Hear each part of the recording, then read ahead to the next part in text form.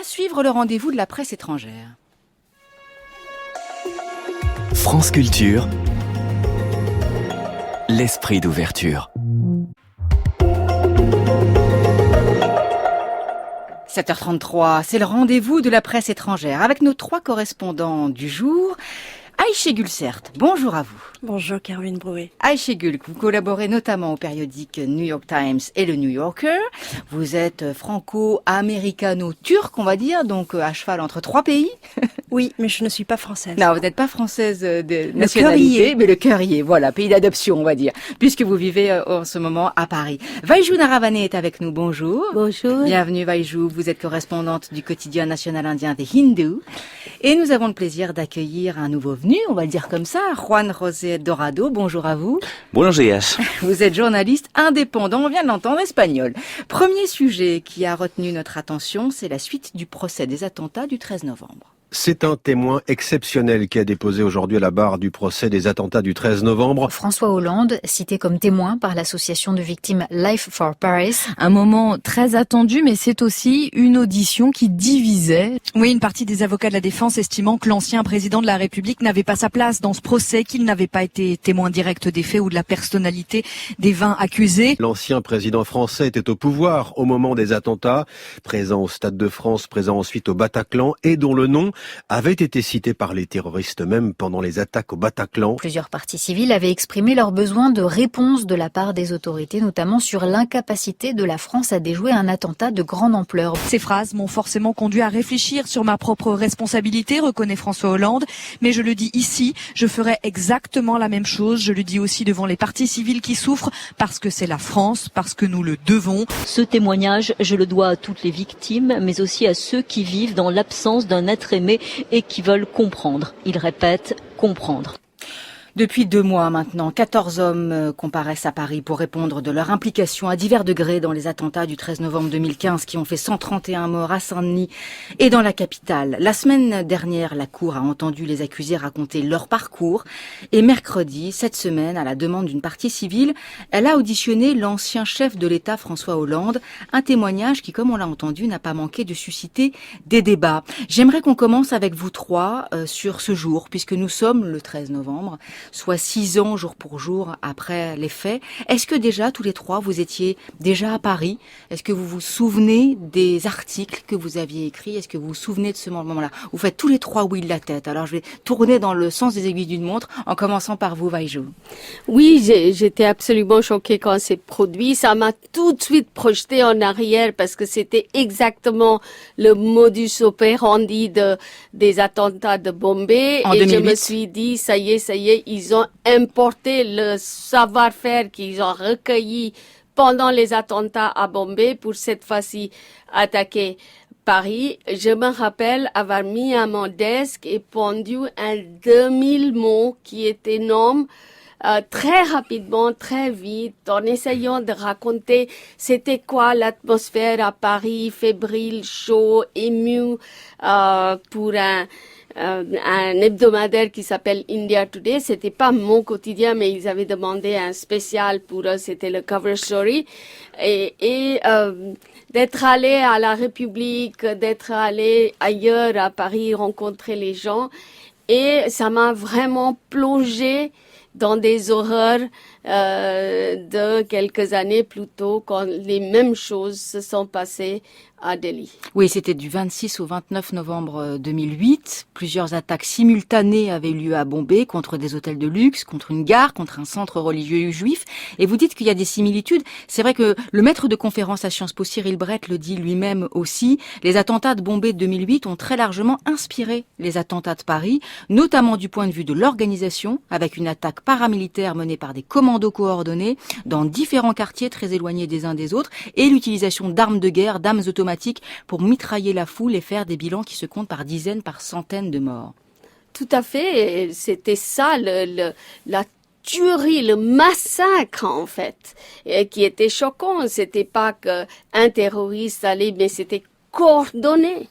Et c'était vraiment pour faire un effet épouvantable, marquer l'imaginaire de la population.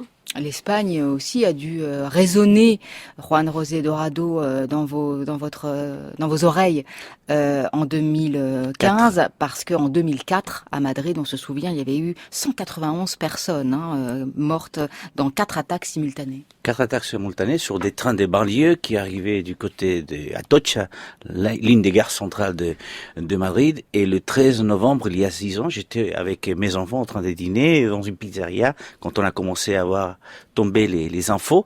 Donc il a fallu très rapidement rentrer au bureau des correspondances pour commencer des directs avec la télé. À l'époque, j'étais avec une télé, et très tôt le matin, à 6 heures, s'est déplacé avec les caméramans du côté du Bataclan pour essayer de récupérer des informations, des témoignages des gens qui étaient là.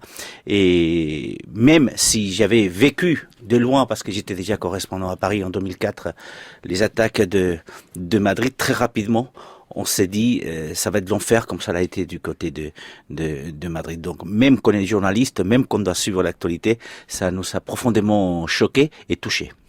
Achille Gulsert. À l'époque, j'habitais à Istanbul, mais j'étais de passage à Paris à cette date. Et j'étais à République en train de parler avec un académicien français au sujet des attaques terroristes qu'on était en train d'entendre en Turquie, de voir, de vivre, et souvent revendiquées, ou bien pas encore revendiquées, mais où les informations passaient que c'était que la Turquie était comme la France et comme d'autres pays occidentaux, et surtout des pays qui visaient Irak et la Syrie à l'époque, sous la menace terroriste.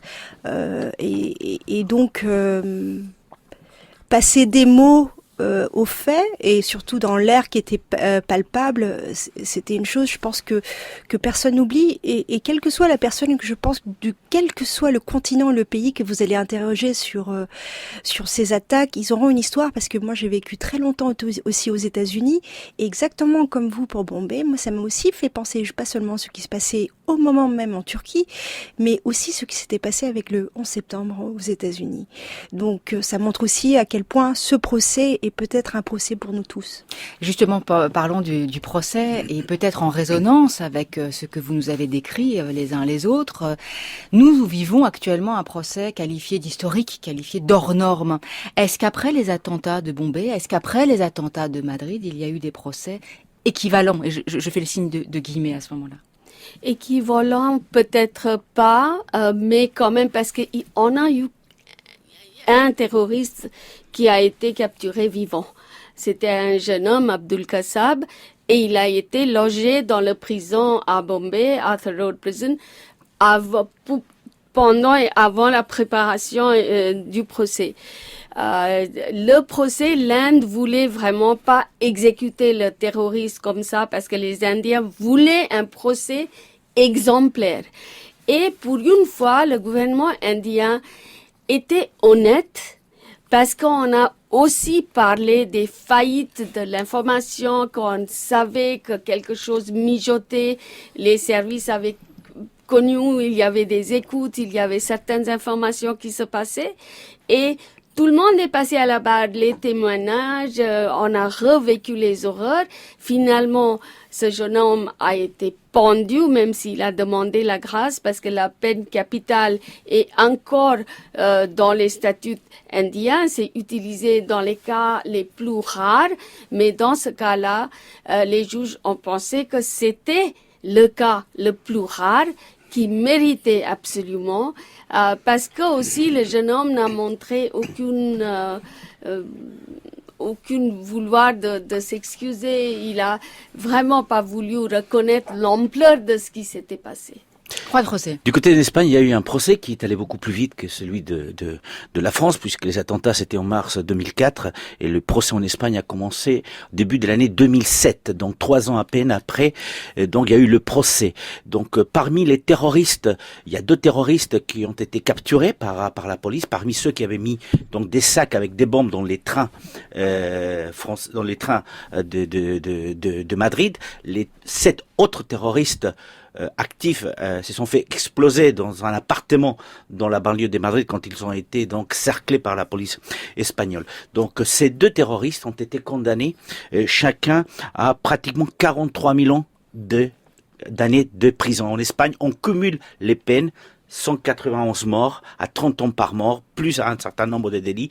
Donc ils ont été condamnés, ainsi que l'Espagnol qui avait vendu les explosifs aux terroristes avec pratiquement 35 millions dans des prisons. Qu'est-ce qui a permis ce procès à la population espagnole? Ça a permis déjà de comprendre ce qui s'est passé. Remettez-vous dans le contexte. Un attentat 72 heures avant des élections législatives en Espagne. Le grand favori, c'était Mariano Rajoy, successeur de José María Aznar, qui était le président à l'époque. Dans la foulée de l'attentat, dans les heures qui ont suivi, le gouvernement espagnol a dit c'est l'ETA le responsable. Mais très rapidement, la police a découvert que c'était pas du tout la méthode ETA, que c'était effectivement des islamistes radicalisés. Et donc, 72 heures après l'attentat, ce n'est pas Mariano Rajoy qui était le grand favori qui a gagné, c'était José Luis Rodríguez Zapatero, le candidat socialiste. Ça a complètement changé le cours de la politique espagnole, parce qu'on a eu un président qui n'était pas prévu, entre guillemets. Et puis ça a permis, ce que ça permet, je pense, en France aujourd'hui, c'est que le respect pour les victimes, d'essayer de comprendre, d'écouter tous les acteurs de ce drame, et au moins avoir la certitude que tout a été fait, mais surtout comprendre. Et ça, c'est très important pour les victimes.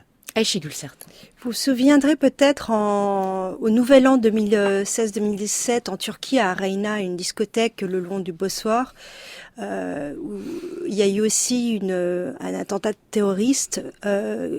C'était le premier qui a été revendiqué par Daesh à ce moment-là. Et ça me fait encore à nouveau penser à ce qui s'est passé à Bombay, à Paris et aussi en Espagne. C'est-à-dire que c'était des Occidentaux quand même qui étaient visés. C'était dans une discothèque, c'était des fêtes, il y avait de l'alcool, et c'était un Ouzbek.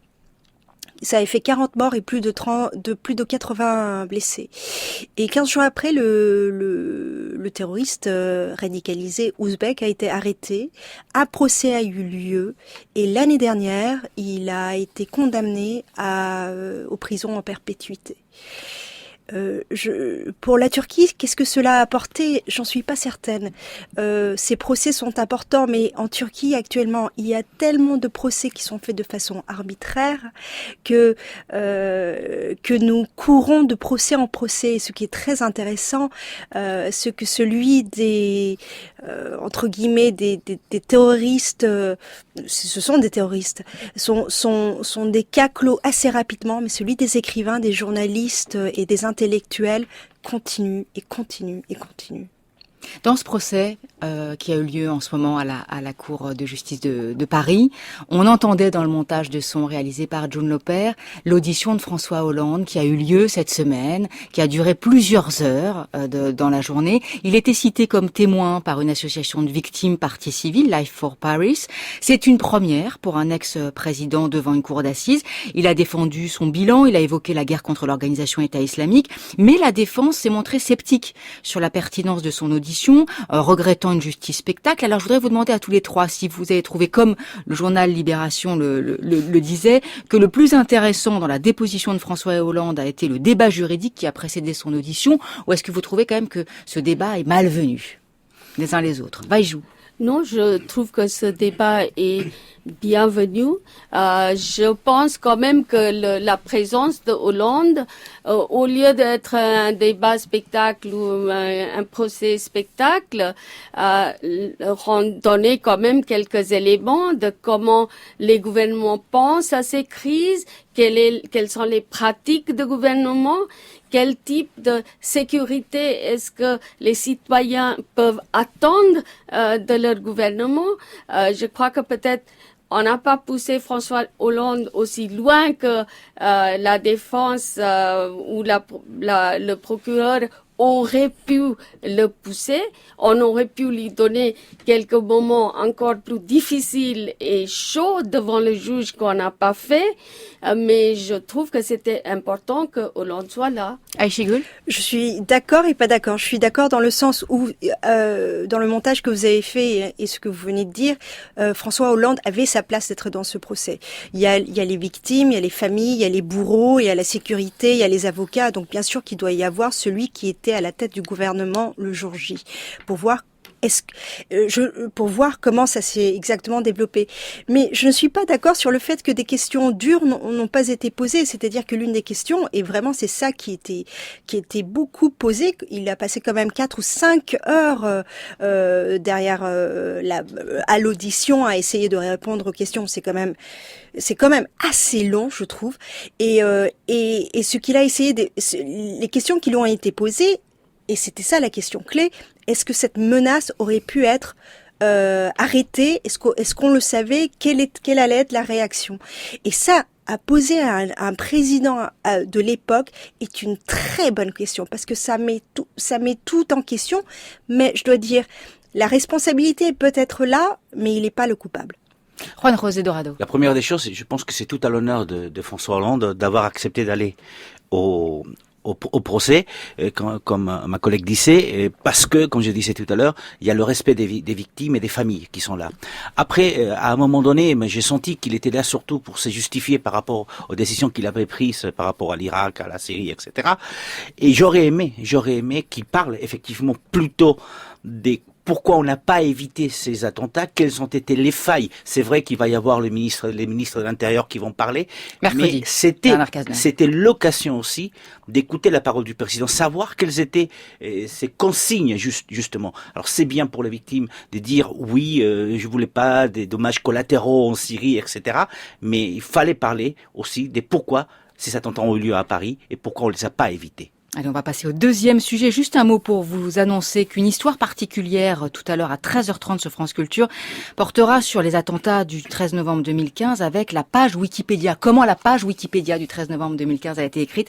C'est un documentaire d'Alain Lefkovitch et de Vincent Deck. Il est 7h49 sur France Culture. On poursuit ce rendez-vous de la presse étrangère en compagnie de nos 3 correspondants du jour, Aïché Gulsert, Vaijouna Ravané et Juan José Dorado.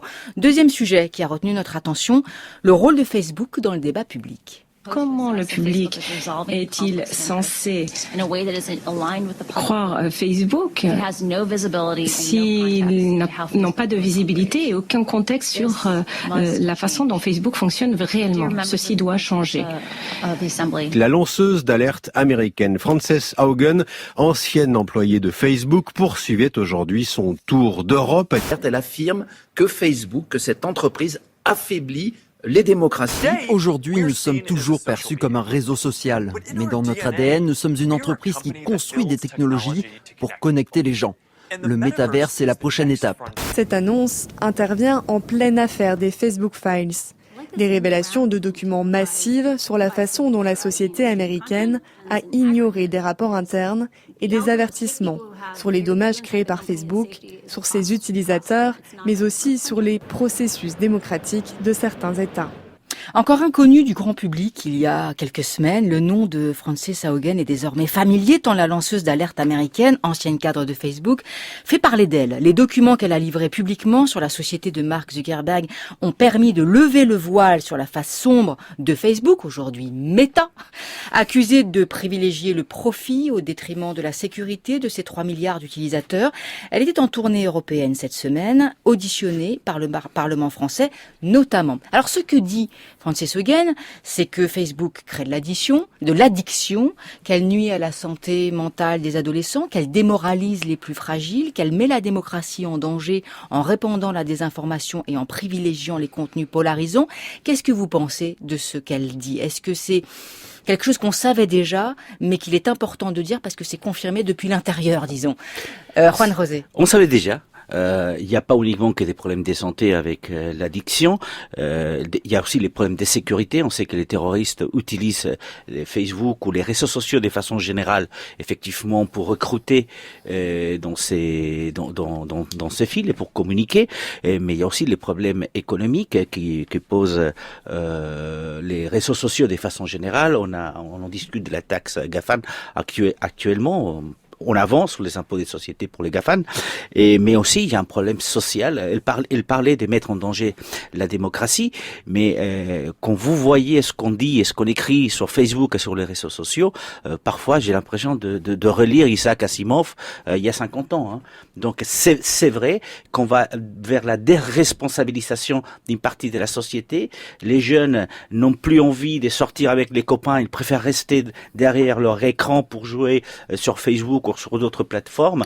Et ça, c'est très dangereux. Et quand Facebook devient méta et on nous parle d'un monde virtuel, ça, c'est aussi très dangereux. Donc oui, Facebook, les réseaux sociaux de façon générale sont très dangereux. Il va falloir mettre la main à la pâte. On a commencé, je le pense, ça va très lentement. Et ce que fait Frances Haugen, comme on fait avant d'autres lanceurs d'alerte, est très intéressant et il va falloir continuer vers ce chemin. Ayşegül, entre la Turquie et les États-Unis, c'est pas tout à fait le même rapport aux réseaux sociaux. Non, pas du tout. Alors, c'est la Turquie avec, dans les dernières années, le fait que le gouvernement turc a mis la mainmise sur les médias. Ils ont plus de 90% des médias aujourd'hui. C'est plutôt devenu, l'information est devenue de la propagande, de la censure. Donc les journalistes et les citoyens utilisent beaucoup les réseaux sociaux, comme Twitter, comme Facebook, afin de s'informer de ce qui se passe et afin aussi même de faire passer des informations sur où se rassembler, où manifester, quand, à quelle heure, au sujet qui déplaisent au gouvernement, comme les droits de LGBT, les droits des femmes, etc. Ça, c'est pour moi, les réseaux sociaux étant utilisés pour le bien. Aux États-Unis, c'est souvent utilisé pour le mal. Par exemple, je fais la transition avec les manifestations et les rassemblements qui se sont faits.